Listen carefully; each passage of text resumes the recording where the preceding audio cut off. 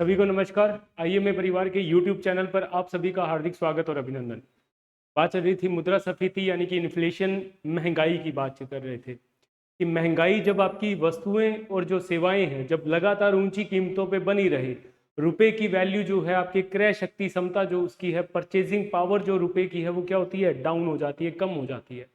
तो इस सिचुएशन को हम कहते हैं इन्फ्लेशन, जिसके कुछ टाइप्स हमने बात कर लिए, कुछ क्वेश्चंस हमने जो है वो सॉल्व कर लिए। कुछ क्वेश्चंस और थे हमारी इसी क्लास के बचे हुए, जो इन्फ्लेशन का तीसरी क्लास हमारी रहने वाली है, कि उसी इन्फ्लेशन के ऊपर कुछ और चर्चा आज की क्लास में हम कंटिन्यू करेंगे और आज इस चैप्टर को करेंगे कंप्लीट। तो देखिए हमारा पहला क्वेश्चन, आज की क्लास का जो पहला क्वेश्चन आता है, आपके कुछ क्वेश्चन तो हमने कर लिए हैं जिनके ऊपर कंप्लीट डिस्कशन हमारा हो चुका है। आज का जो हमारा सेशन रहने वाला है उसमें सबसे पहला क्वेश्चन आता है, एक टर्म आती है हमारे पास में, इन्फ्लेशनरी स्पाइरल। इन्फ्लेशनरी स्पाइरल आपके किसे कहा जाता है, उससे संबंधित हम लोगों को कुछ कथनों पर आपके क्या करना है, आपके विचार करना है। इन्फ्लेशनरी स्पाइरल के अंदर आप लोगों को एक बात लिखी गई कि इस नियम, एक नियम है कि जिसमें वेतन और महंगाई के बीच घनिष्ठ संबंध होता है। कैसे? तो देखो इन्फ्लेशनरी स्पाइरल में क्या होता है,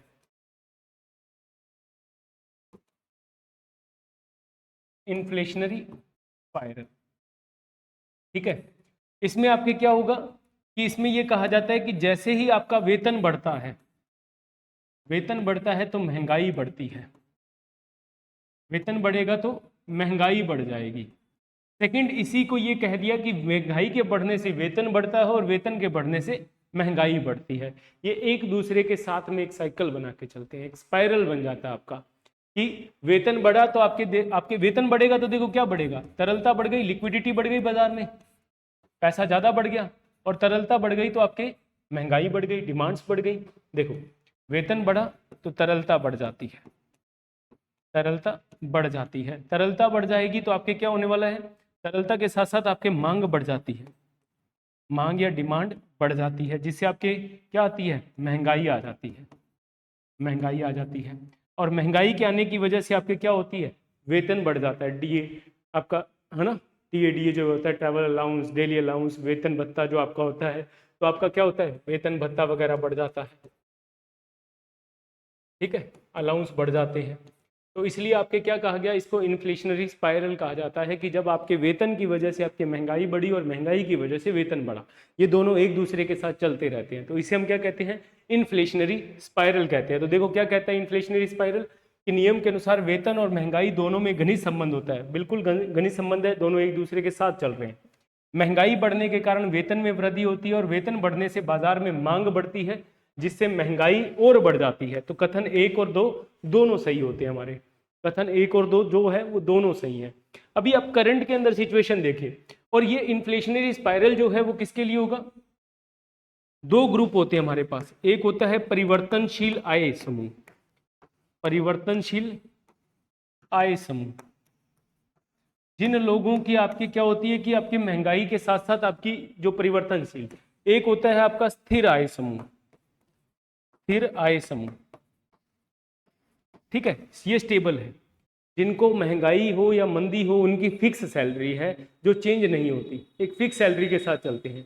एक है परिवर्तनशील, इन आपके क्या होगा, महंगाई बढ़ गई तो सैलरी बढ़ गई आपकी, इन लोगों के साथ में ये आपका जो ग्रुप है, जो इन्फ्लेशनरी स्पाइरल है, वो इसके साथ जुड़ा होता है, परिवर्तनशील आय ग्रुप के साथ। तो आपका कथन और कारण, आपके कथन दोनों ही सही हो जाएंगे। नियम के अनुसार वेतन और महंगाई दोनों में कैसा संबंध, तो घनिष्ठ संबंध। कैसा, कि जैसे ही वेतन बढ़ता है तो महंगाई बढ़ती है और महंगाई बढ़ती है तो वेतन बढ़ जाता है। तो कथन एक और दो दोनों सही है, बी ऑप्शन आप लोगों का इसमें आएगा, इन्फ्लेशनरी स्पाइरल आप लोगों को याद रखना है, ठीक है।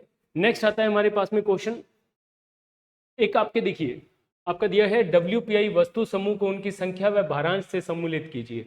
अब देखो दो चीजें लिखी है, WPI होलसेल प्राइस इंडेक्स, इसका आधार वर्ष हम लोगों को ध्यान में रखना है, आप लोगों को 2011-12,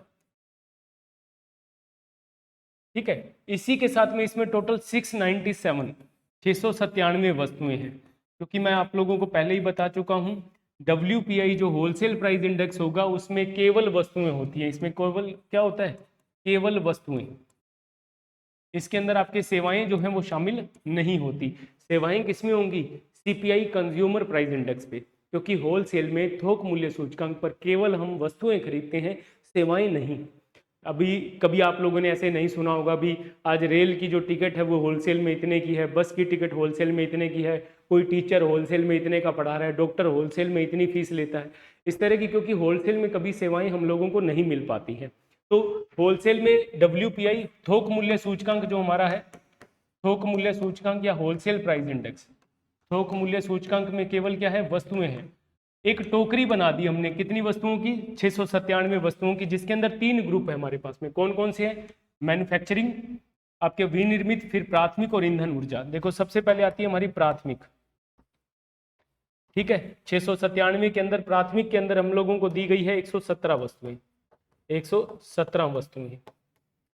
सेकंड सबसे ज्यादा जो है वो है आपकी विनिर्मित, मैन्युफैक्चर्ड वाली जो वस्तुएं हैं, विनिर्मित, इसके अंदर हम लोगों को दी गई है 564 गुड्स, 564 वस्तुएं। सबसे ज्यादा वस्तुएं, सबसे ज्यादा वेटेज भी इसी को मिलेगा। तीसरा आता है हमारे पास में इसी के अंदर ईंधन व ऊर्जा, ईंधन व ऊर्जा। ये हम लोगों की एक टोकरी बनी हुई है भाई, एक टोकरी बना दी जिसमें ये टोटल 697 वस्तुएं रख दी। इसका रेट देखा जाता है कि लास्ट ईयर ये रेट कितना था, इस साल कितना रेट है, कितना WPI के अंदर रेट जो है वो बढ़ रहा है या घट रहा है। तो तीसरा हमारे पास में आ गया 16, इसके अंदर कितनी बची हमारे पास में, 16। अब इनको भारांश दिया जाता है, भारांश, ये तो वस्तुएं हो गई, एक आता है भारांश, वेटेज। तो वेटेज कितना दिया गया इसको, आपके वेटेज दिया जाता है 13.15% का, 13.15%, आपके 64.23%, 64.23%, और आपके 22 पॉइंट, आपके सॉरी इधर आएगा 22.62%, यहां पे आ जाएगा आपका 13.15%। ये हमारा एक टोकरी है जिसमें वेटेज है, तो मैच कर दीजिए। प्राथमिक 2 नंबर को तो आप मिला दीजिए सी ऑप्शन से, 1 नंबर जो है वो बनेगा आपका बी ऑप्शन, और 3 नंबर ऑप्शन बन जाएगा ए ऑप्शन। तो बना C, B और A, CBA ऑप्शन आप लोगों का बन जाएगा बी। WPI के अंदर टोटल 697 गुड्स हैं, ठीक है, जिसके अंदर हम लोगों ने अलग अलग वस्तुएं रखी हैं। मेंस में भी पूछा जाता है कई बार, इसके ऊपर समालोचना, आपके जो आपके आलोचनात्मक क्वेश्चन जो है वो पूछा जाएगा, क्रिटिसाइज करने के लिए पूछा जाता है।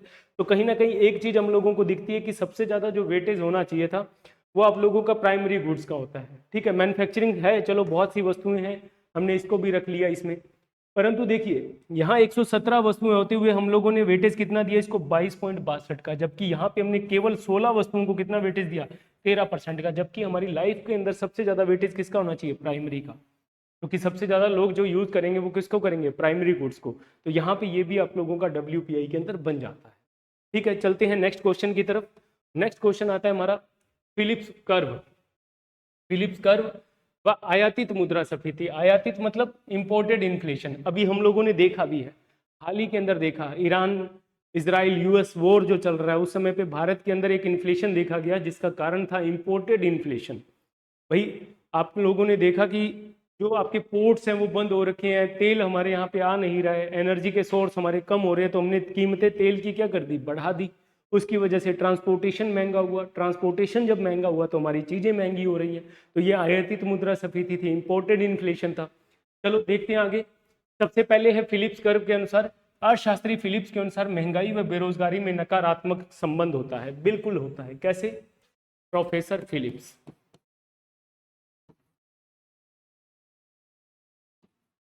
ये क्या कहते हैं कि आपकी जो महंगाई है, अगर महंगाई बढ़ती है तो बेरोजगारी क्या होती है, कम होती है। महंगाई बढ़ती है तो बेरोजगारी कम होती है, और अगर महंगाई घटती है तो आपके बेरोजगारी बढ़ जाती है, तो बेरोजगारी बढ़ जाती है। ये कहा इन्होंने, इन्होंने एक कर्व बना दिया भाई। कर्व कैसे बनाया, तो देखिए, एक तरफ हम लिखते हैं बेरोजगारी दर, अनएम्प्लॉयमेंट रेट, बेरोजगारी दर, एक तरफ आ जाएगी आपकी महंगाई दर। अब महंगाई दर है 2%, 4%, 6%, 8%। ऐसे ही आपके बेरोजगारी दर जो है वो है 2%, 4%, 6% और 8%। ठीक है, अब देखिए इन्होंने कहा कि जैसे ही महंगाई बढ़ती है, जैसे महंगाई कम होगी तो बेरोजगारी दर आपकी क्या है, ज़्यादा है। महंगाई जैसे जैसे बढ़ेगी बेरोजगारी दर कम होती चली जाएगी। महंगाई जैसे जैसे बढ़ती है वैसे वैसे बेरोजगारी दर आपकी क्या होती है, कम होती चली जाती है। तो ये आपके क्या बन जाता है, एक ये आपका कर्व बन जाता है, एक ये फिलिप्स कर्व है। जैसे जैसे महंगाई बढ़ती है वैसे वैसे बेरोजगारी क्या होती है, कम हो जाती है। क्यों हो जाती है तो वो भी देख लो कि महंगाई बढ़ी, महंगाई जब बढ़ेगी तो डिमांड्स क्या होंगी, ज़्यादा। डिमांड्स कम है, सॉरी डिमांड ज़्यादा है, सप्लाई कम है, तो इस कंडीशन में उत्पादन और निवेश जो है वो बढ़ जाता है। उत्पादन और निवेश जब बढ़ जाएगा तो आपके पास में रोजगार भी क्या होगा, बढ़ जाएगा। रोजगार बढ़ जाता है और रोजगार जब बढ़ता है तो बेरोजगारी क्या हो जाती है, कम हो जाती है। बेरोजगारी कम हो जाती है, ठीक है। पर अब यहाँ पे एक क्वेश्चन हम लोग और कर कर चलते हैं, जिसे हम कहते हैं आपके, देखो जैसे हमने देखा कि कोविड-19 आया हमारे पास में। कोविड-19 के अंदर तो क्या था, महंगाई भी थी, महंगाई भी ज्यादा है और आपके बेरोजगारी भी ज्यादा थी। यहाँ तो प्रोफेसर फिलिप गलत हो गए भाई, यहाँ तो पॉजिटिव संबंध बना लिया इन लोगों का। दोनों ने कैसा हुआ, दोनों एक साथ बढ़ रही हैं। प्रोफेसर फिलिप क्या कहते हैं, महंगाई बढ़ती है तो बेरोजगारी कम होती है, अगर महंगाई घटती है तो बेरोजगारी बढ़ जाती है, दोनों एक दूसरे के ऑपोजिट चलते हैं। जबकि यहाँ पे हमने कोविड-19 में देखा था कि महंगाई भी बढ़ रही थी और बेरोजगारी भी बढ़ रही थी। जब महंगाई और बेरोजगारी दोनों एक साथ हो तो इसको हम एक नाम देते हैं, महंगाई और बेरोजगारी जब दोनों एक साथ हो तो इसे हम कहते हैं स्टैगफ्लेशन। क्या कहेंगे, स्टैगफ्लेशन, इसे हम कहेंगे स्टैगफ्लेशन। जब महंगाई और बेरोजगारी दोनों एक साथ हों, महंगाई व बेरोजगारी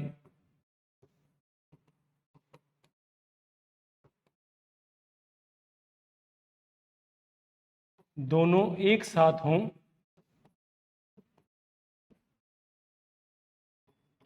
तो उसे स्टैगफ्लेशन कहते हैं, ठीक है। तो ये भी ध्यान रखना है, स्टैगफ्लेशन किसे कहते हैं। चलते हैं वापस से अभी। अब देखो क्या कह रहा है क्वेश्चन, अर्थशास्त्री फिलिप्स के अनुसार महंगाई और बेरोजगारी में नकारात्मक या विपरीत संबंध होता है, तो बिल्कुल सही बात है। सेकंड, अंतर्राष्ट्रीय बाजार में कच्चे तेल की कीमतें बढ़ने से भारत में फैलने वाली मुद्रास्फीति आयातित मुद्रास्फीति है, बिल्कुल ये भी सही है। जब आप विदेश से किसी चीज को मंगाते हो, विदेश में उसके रेट बढ़ गए या उसकी सप्लाई कम हुई, उसकी वजह से भारत के अंदर इनके रेट बढ़ रहे हैं, भारत में इन्फ्लेशन आ रहा है, भारत में मुद्रास्फीति बढ़ रही है, तो उसे हम क्या नाम दे देते हैं, इंपोर्टेड इन्फ्लेशन या फिर आयातित मुद्रास्फीति। तो आपके कथन 1 और 2 जो हैं वो दोनों ही सही है, ठीक है, आपके दोनों ही कथन सही रहेंगे भाई। अब देखो ईरान की वजह से हम लोगों ने देखा कि बहुत दिन तक हम लोगों ने भारत के अंदर जो एनर्जी के सोर्स हैं वो धीरे धीरे क्या हो रहे थे, कम हो रहे थे। तो यहाँ पे पेट्रोल डीजल की कंपनियों ने अपने दाम क्या कर दिए, बढ़ा दिए। किस वजह से, विदेशों की वजह से, इंपोर्ट करने की वजह से हम लोगों के, या पीछे मान लो कि क्रूड ऑयल के भाव जो है वो बढ़ गए, ऑटोमेटिकली भारत के अंदर कंपनियां रेट क्या कर देंगी, बढ़ा देंगी। तो उसे हम क्या कह देंगे, उसे हम आयातित मुद्रास्फीति या इंपोर्टेड इन्फ्लेशन कह देते हैं। तो 1 और 2 दोनों ही सही हैं। चलते हैं नेक्स्ट क्वेश्चन की तरफ, और नेक्स्ट क्वेश्चन है हमारा, मुद्रास्फीति रोकने हेतु सरकार द्वारा अपनाए जाने वाले राजकोषीय उपाय कौन से हैं। अब देखो मुद्रास्फीति को रोकना है, मुद्रास्फीति का मतलब है कि महंगाई को रोकना है, आपको महंगाई को रोकना है, और रोकने हेतु उपाय, मुद्रास्फीति महंगाई को रोकने हेतु उपाय। देखो सबसे पहले जो मौद्रिक नीति बनेगी, मौद्रिक नीति बनाएगा आरबीआई, ठीक है। और रोकने के लिए आपके जो राजकोषीय नीति बनेगी वो कौन बनाएगा, सरकार। राजकोषीय नीति या फिस्कल पॉलिसी जो बनेगी, मॉनेटरी पॉलिसी और फिस्कल पॉलिसी, ये कौन बनाएगा, ये बनाएगा गवर्नमेंट, सरकार, ठीक है, ये सरकार बना देगी। अब करेंगे क्या इसके अंदर, महंगाई को रोका जाएगा। पहले कारण देखा जाएगा, कारण कि आपके बाजार में तरलता कैसे है, अगर तरलता ज़्यादा है यानी कि फ्लो ऑफ मनी, लिक्विडिटी जो है वो क्या है, ज़्यादा है, इस लिक्विडिटी को कम करने का काम करेंगे। कहीं भाई बाजार के अंदर आज मोदी जी 15-15 लाख रुपए सभी को दे दें तो क्या होगा, बाजार के अंदर तरलता क्या हो जाएगी, बढ़ जाएगी। तरलता जब बहुत ज़्यादा होगी तो हम लोगों की डिमांड्स क्या हो जाएंगी, बढ़ जाएंगी। ये पेन 100 रुपये वाला 1000 रुपये में चला जाएगा, क्योंकि हर किसी के पास में क्या होगा, पैसा होगा। जब तरलता ज़्यादा होती है तो सरकार क्या करती है, इसको रोकने के लिए इस तरलता को कम करने का प्रयास करती है। अब इसको कम करने के लिए मौद्रिक नीतियां बनाई जाएंगी, फिस्कल पॉलिसीज बनाई जाएंगी। तो देखते हैं क्वेश्चन की तरफ। देखो क्या कहा कि अपनाए जाने वाले राजकोषीय उपाय कौन कौन से हैं। देखो सबसे पहले आरबीआई द्वारा रेपो एवं बैंक दर में वृद्धि। ठीक है, चलते हैं पहला ऑप्शन। तरलता ज्यादा है तो आरबीआई ब्याज दरें, आरबीआई की ब्याज दरें हैं भाई, रेपो रेट, बैंक रेट, ब्याज दरें जैसे बैंक रेट व रेपो रेट। अब बताओ इनको बढ़ाएगा या घटाएगा। अब अगर आरबीआई अपनी ब्याज दरें सस्ती कर दे, ब्याज दरें सस्ती कर दी, बैंकों को बिल्कुल सस्ती दरों पे ब्याज देने लग गया, तो उससे क्या होगा, बैंक ज़्यादा लोन लेंगे, आरबीआई से ज़्यादा लोन लेंगे, और फिर आपके जनता जो है लोगों को भी लोन ज़्यादा बांटेंगे सस्ते में, तो इससे तो बाजार में तरलता और ज़्यादा बढ़ जाएगी। तो इस कंडीशन में ब्याज दरें क्या की जाती हैं, बढ़ा दी जाती हैं, महंगी की जाती हैं, महंगी कर दी जाती है। ब्याज दरें आरबीआई क्या करेगा, महंगी कर देगा, तो बैंक क्या करेंगे, आरबीआई से लोन कम लेंगे। आरबीआई से लोन कम लेंगे तो बैंकों के पास भी पैसा कम होगा, जब बैंकों के पास पैसा कम होगा तो वो जनता को भी कम देंगे, तो बाजार में पैसा, लिक्विडिटी जो है उसको कम किया जाएगा, उसको कम किया जाएगा। तो इसलिए ब्याज दरें बढ़ाई जाती हैं। पहला कथन बिल्कुल सही है। ठीक है, बैंक दर में वृद्धि। सेकंड लिखा है प्रत्यक्ष करों को बढ़ाना ताकि तरलता में कमी आए। बिल्कुल सेकंड ऑप्शन में क्या लिखा है, पहला तो ये हो गया। नंबर 2 ऑप्शन आपके प्रत्यक्ष कर। अब प्रत्यक्ष कर, लोगों के पास पैसा पड़ा है, तरलता ज्यादा है। अब किसी के ऊपर मान लो कि 10 लाख पे आपके टैक्स लग रहा था, 10 लाख रुपए पे इनकम टैक्स है। अब सरकार कर दे कि भाई 15 लाख पे टैक्स लूंगी मैं आप लोगों से, है ना, तो इससे बाजार में जो पैसा पहले सरकार ले रही थी हम लोगों से, अब तो बहुत लोगों का पैसा और बच जाएगा, बाजार में तरलता और ज़्यादा बढ़ जाएगी। कहाँ पहले 10 लाख रुपए वाला भी टैक्स दे रहा था, अब तो 15 लाख वाला देगा, तो 10 से 15 के बीच के जो लोग पैसे दे देते थे सरकार को, अब उनका बचने लग गया, तो बाजार में तरलता बढ़ जाएगी। तो इसलिए सरकार क्या करती है, प्रत्यक्ष कर, जो पहले कितने थे, 10 लाख थे, 10 लाख पर लगता था, अब कितनों पे लगा देगी, 5 लाख रुपए, 5 लाख की इनकम पे आप पे क्या लगा देगी, इनकम टैक्स, ताकि लोगों से पैसा ज़्यादा लिया जाए। तो इसलिए प्रत्यक्ष करों को क्या किया जाता है, बढ़ाया जाता है। तो सही बात है, प्रत्यक्ष करों को बढ़ाया जाएगा। ठीक है, तरलता में कमी के लिए। तीसरा है अप्रत्यक्ष करों में कमी, बिल्कुल ये भी सही है। देखो प्रत्यक्ष करों में तो क्या होगी, वृद्धि। तीसरा है अप्रत्यक्ष कर यानी कि जीएसटी, अप्रत्यक्ष कर। मुद्रास्फीति है, वस्तु और सेवाएं क्या हो रखी है, महंगी हो रखी है।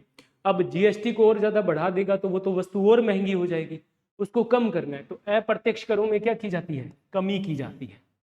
अप्रत्यक्ष करों में कमी होती है, प्रत्यक्ष करों में वृद्धि होती है। इससे तरलता में कमी की जाती है, बढ़ा के तरलता में कमी की जाती है, और इससे वस्तुएं सस्ती की जाती, वस्तु प्लस सेवा कम करके इसको सस्ता किया जाता है, सस्ती की जाती है।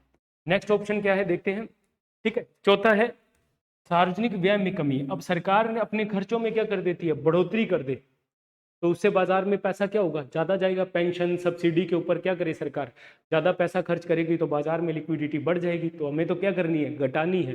तो घटानी है तो कमी करनी है, तो बिल्कुल सही बात है। लक्षित पीडीएस, टारगेट पीडीएस में सुधार, बिल्कुल ये भी सही है कि केवल उन्हीं लोगों को, पीडीएस का मतलब है सार्वजनिक वितरण प्रणाली, सार्वजनिक पब्लिक डिस्ट्रीब्यूशन सिस्टम, सार्वजनिक वितरण प्रणाली, जो हम लोगों को राशन मिलता है या कोई भी चीज़ जो हम लोगों को सरकार की तरफ से मिल रही है, उसमें सुधार किया जाए। उसमें केवल उन्हीं लोगों को आप पीडीएस उपलब्ध कराइए जिन लोगों को जरूरत है। 100 में से 100 लोगों को आप दे रहे हैं, जिसमें जरूरत 60 को है, 40 के लिए आप ऐसे ही बांट रहे हैं, जिससे बाजार के खर्च जो है वो कम हो रहे हैं। तो इसलिए इसमें सुधार किया जाए, तो चौथा भी सही है। ठीक है, फिर नंबर 5 है काला बाजारी व जमाखोरी को रोकना। तो कभी कभी हमारे क्या होती है कि बाजार में महंगाई जो होती है वो सप्लाई की कमी की वजह से होती है। सप्लाई को बढ़ाने के लिए आप क्या करते हो, जमाखोरी को रोकते हो। प्याज है, अब प्याज को ऐसे तो है नहीं कि भाई तुम लोगों ने मन आया कि अब इस महीने हम केवल प्याज खाएंगे और प्याज की डिमांड को खूब सारा क्या कर दिया, बढ़ा दिया। अब प्याज की डिमांड तो नहीं, पर प्याज की डिमांड उतनी ही है, पर प्याज की सप्लाई क्या हो गई थी, कम, लोगों ने जमाखोरी कर ली। उस जमाखोरी को बाहर लाया जाता है ताकि सप्लाई बढ़ जाए और उसकी कीमतें वापस से नीचे आए। तो पांचवा भी आपका सही है। तो आपका क्या हो जाएगा इसमें, कौन से हैं? आरबीआई के द्वारा बैंक रेट, रेपो रेट में कमी, ठीक है। तरलता में कमी, अप्रत्यक्ष करों में कमी, और उसके बाद में सार्वजनिक व्यय में कमी की जाती है, लक्षित, ठीक है। सारे 1 2 3 4 5 सारे ही आ जाएंगे भाई इसमें, 1 2 3 4 5, ठीक है। 1 2 3 4 5 वाला हो जाएगा, 1 2 3 4 व 5, ये आपके रहेगा। नेक्स्ट क्वेश्चन पे चलते हैं अपने। नेक्स्ट क्वेश्चन है कथन कारण पे। देखो, पहले सबसे पहले हम देखते हैं पूछा क्या गया है। तो पूछा गया है छिपी हुई मुद्रास्फीति। छिपी हुई, हिडन इन्फ्लेशन होता है एक हमारा, छिपी हुई मुद्रास्फीति।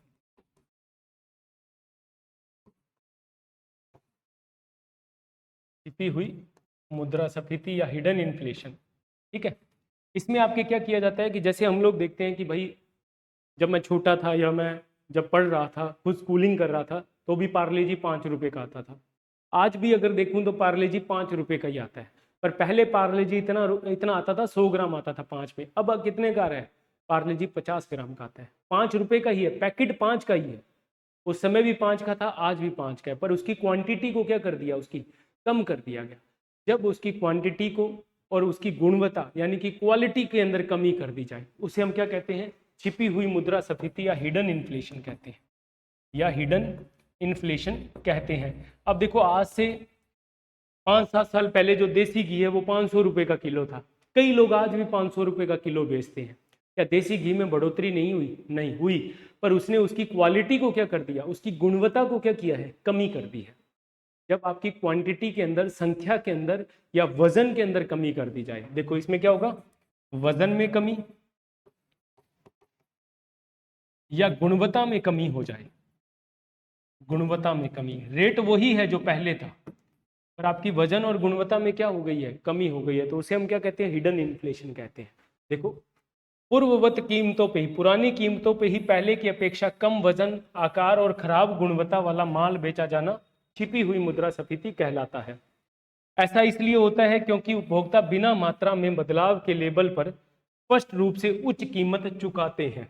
ऐसा इसलिए होता है कि क्योंकि उपभोक्ता जो कंज्यूमर है, बिना मात्रा में बदलाव के लेबल पर स्पष्ट रूप से उच्च कीमत चुकाते हैं। तो बिल्कुल ये भी सही बात है कि आपके, क्योंकि लेबल जो है वो क्या है, बदलाव के, बिना मात्रा में बदलाव के लेबल पर स्पष्ट रूप से उच्च कीमत को चुकाते हैं। तो उच्च कीमत आप लोगों की बनती है, ठीक है। नहीं भाई, बिना मात्रा के नहीं, बिना मात्रा में बदलाव, मात्रा में बदलाव होता है इसके अंदर, ठीक है। तो ए सही है और आर आपका क्या है, गलत है।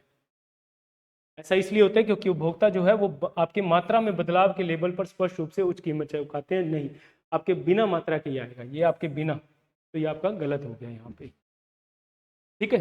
कि आपकी जो हिडन इन्फ्लेशन है उसके अंदर क्या किया जाता है कि आपकी जो क्वांटिटी है, वजन जो है उसको कम कर दिया जाता है या उसकी गुणवत्ता को कम कर दिया जाता है, रेट पूर्ववत बना रहता है, ठीक है। तो इसलिए आप लोगों का ये कथन जो पहला है वो सही है, दूसरा कथन उसका एक्सप्लेन जो कर रहा है वो गलत कर रहा है। उसके बाद में नेक्स्ट क्वेश्चन आता है हमारे पास में, भारतीय अर्थव्यवस्था में मांग प्रेरित demand pull inflation, demand pull inflation के लिए वृद्धि निम्नलिखित में से किन कारणों से होती है, कि मांग प्रेरित जो मुद्रास्फीति है वो किस कारण होती है। तो देखो, विस्तारकारी नीतियां, विस्तारकारी नीतियां, राजकोषीय प्रोत्साहन, मुद्रास्फीति सूचकांक, मजदूरी, चौथा है उच्च क्रय शक्ति, बढ़ती ब्याज दर। देखो, सबसे पहले है विस्तारकारी नीतियां। इसके अंदर कौन सा होता है, जैसे घाटे का बजट आना, घाटे का बजट मतलब जब सरकार की आय तो कम हो और व्यय क्या हो, ज्यादा हो। अब इस कंडीशन में सरकार के पास पैसा कम आता है, फिर सरकार क्या करती है, खर्च ज्यादा करती है। जब ज्यादा खर्च करती है सरकार तो क्या होता है, उससे उससे बाजार में लिक्विडिटी बढ़ जाती है। लिक्विडिटी बढ़ेगी तो आपको भी पता है क्या होगा, डिमांड पुल इन्फ्लेशन आएगा। आप लोगों को खूब सारा 15 लाख रुपए मोदी जी आज दे दे तो क्या करोगे, डिमांड करोगे बाजार में, नहीं करोगे, करनी है। क्योंकि हमारे पास पैसा। तो जब आपके क्या होती है आपके जो विस्तारकारी नीतियां हैं, एक्सपेंशनरी पॉलिसीज हैं, उसमें आपके क्या होता है, घाटे का बजट आ गया, ठीक है, आय व्यय आपके जब ज़्यादा हो, राजकोषीय प्रोत्साहन, जब आप लोगों की सब्सिडी पेंशन पर आपको क्या किया जाए, ज़्यादा खर्च कर दिया जाए, सब्सिडी पेंशन पर खर्च कैसा है, पर व्यय बढ़ा दिया जाए, इससे भी बाजार में लिक्विडिटी क्या हो जाएगी, एक्स्ट्रा लिक्विडिटी बढ़ जाएगी, बाजार में पैसा क्या हो जाएगा, बढ़ जाएगा तो हमारी मांग बढ़ जाएगी, और मांग बढ़ेगी तो डिमांड पुल इन्फ्लेशन आ जाएगा। दूसरा भी ठीक है, इसकी वजह से भी। तीसरा, मुद्रास्फीति सूचकांक मजदूरी, इन्फ्लेशन इंडेक्सिंग वेजेस, तो इसकी वजह से कोई ऐसा नहीं है, ये केवल एक इंडेक्स है जिसके अंदर शो किया जाता है भी मजदूरी के अंदर कितनी महंगाई आ रही है या नहीं आ रही। इसकी वजह से किसी भी प्रकार की कोई महंगाई या डिमांड हमारी नहीं बनती है, तो तीसरा गलत है। चौथा, उच्च क्रय शक्ति, हाई परचेजिंग पावर, जब हम लोग बहुत ज़्यादा खरीदते हैं, जब हम खरीदेंगे, परचेजिंग पावर हमारी ज़्यादा होगी तो हमारी डिमांड्स भी क्या होंगी, ज़्यादा होंगी। तो चौथा भी आपके क्या हो गया, सही हो गया। तो पांचवा है आपका राइजिंग इंटरेस्ट रेट, बढ़ती ब्याज दर। अब देखो, मैंने अभी अभी आपको बताया कि आरबीआई जो है, जब महंगाई होती है तो ब्याज दर को क्या करता है, बढ़ाता है। अब आप लोगों की बढ़ती ब्याज दर जो है वो आपकी डिमांड को क्या करती है, कम करती है। जब आपकी देखो, दोबारा से समझो इसको,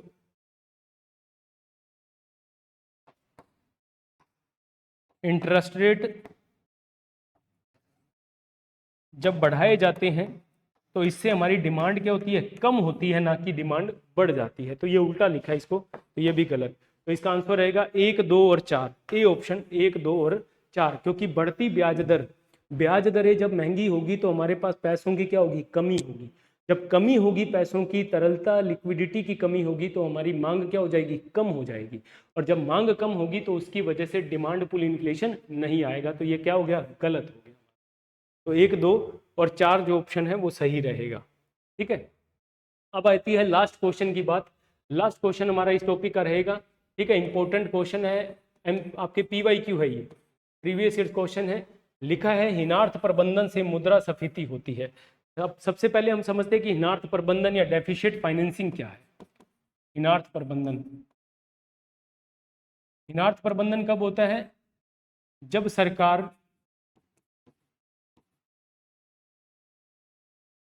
का बजट घाटा होता है, जब बजट घाटे का होता है और सरकार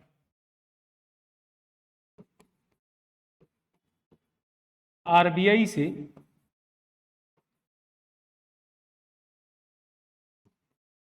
उस घाटे को पूरा करने के लिए, उस घाटे को पूरा करने के लिए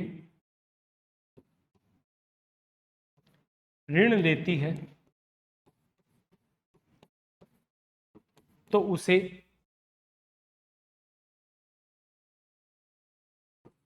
उसे हिनार्थ प्रबंधन कहते हैं।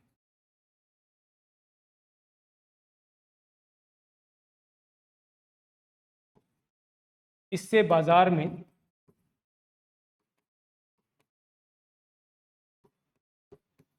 तरलता यानी कि लिक्विडिटी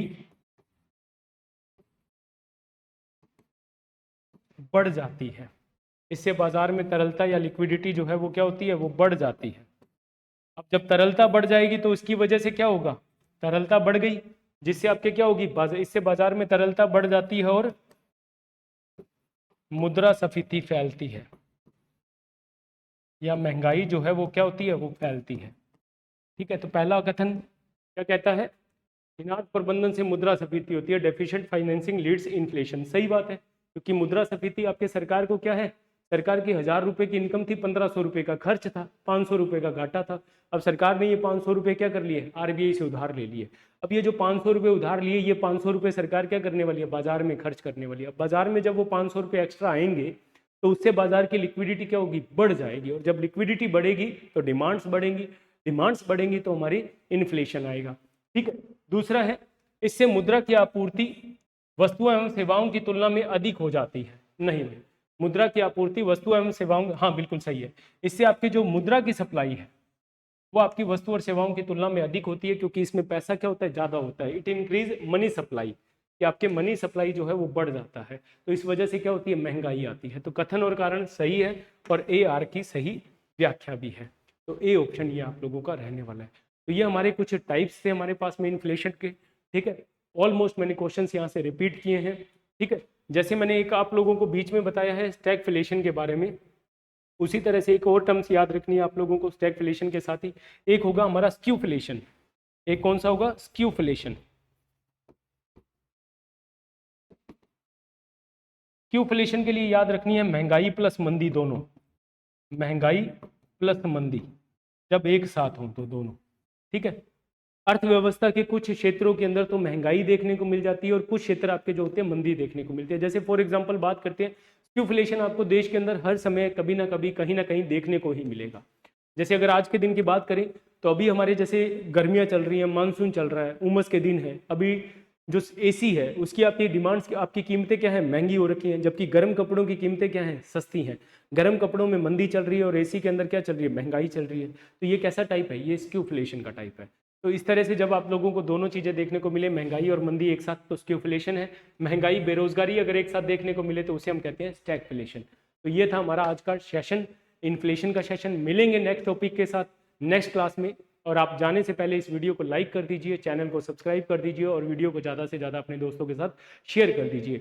और आप कमेंट करना मत भूलिए कि कैसी रही क्लास, कैसा आप लोगों का रिव्यू है इस क्लास के लिए, आपको समझ आ रहा है। जो भी डाउट्स है आप पूछ सकते हैं मेरे से कभी भी। तो मिलेंगे अब नए टॉपिक के साथ में नए सेशन के अंदर। तब तक के लिए धन्यवाद। जय हिंद, जय भारत, जय जय राजस्थान।